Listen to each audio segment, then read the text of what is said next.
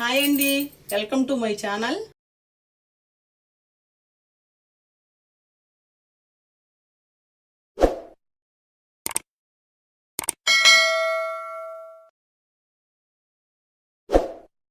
రోజు త్వరగా అయిపోయే పుట్నాల కారపొడి చేసుకున్నామండి. ఒక కప్పుడు పుట్నాలు తీసుకున్నాను, 25 ఎండుమిర్చి తీసుకున్నాను, ఒక 5 కరివేపాకు రెమ్మలు. స్టవ్ ఆన్ చేసుకుని ఒక ప్యాన్ పెట్టుకుందామండి. ఇప్పుడు పుట్నాలని డ్రై రోస్ట్ చేసుకున్నామండి.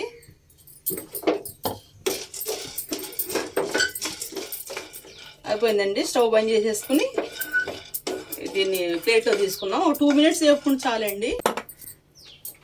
స్టవ్ ఆన్ చేసుకున్నామండి. డ్రై రోస్ట్ చేసుకున్నాం. అయిపోయిందండి. ఇవి బౌల్లోకి తీసేసుకున్నాం. ఒక 2 టేబుల్ స్పూన్లు ఆయిల్ వేసుకుందామండి.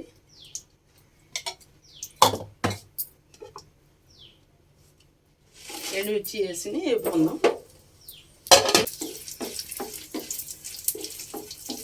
స్టవ్ బంద్ చేసేసుకుందామండి. వేగిపోయి ఇవన్నీ చల్లార్చుకొని మిక్సీ పట్టుకుంటూ కొంచెం చింతపండు వేపుకుందామండి. ఇది నూనెలోనే ఎండుమిర్చి వేపగా మిగిలిన నూనె ఇది.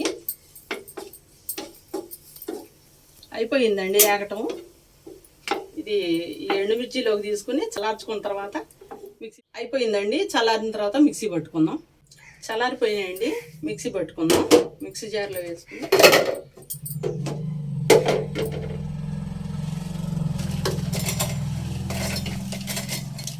రుచి సరిపడా సాల్ట్ వేసుకుందామండి. ఇది మిక్సీ పట్టుకుందాం. ఇప్పుడు ఈ పుట్నాలు వేసుకుందామండి. పుట్నాలను కరివేపాకు, ఒక టేబుల్ స్పూన్ జీలకర్ర అండి. ఇది మెత్తగా మిక్సీ పట్టుకుందామండి. అయిపోయిందండి, మిక్సీ పట్టేసుకున్నాను.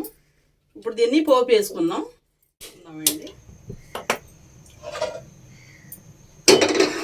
ప్యాన్ పెట్టుకుని ఒక 2 స్పూన్లు ఆయిల్ వేసుకుందాం. ఆయిల్ కాగిందండి. పచ్చిశనగపప్పు కొంచెం ఎక్కువ వేసుకోండి, పోపు గింజలు, కొంచెం జీలకర్ర. పోయిందండి. ఇప్పుడు ఈ కారపొడి దీంట్లో వేసేసుకోవటం.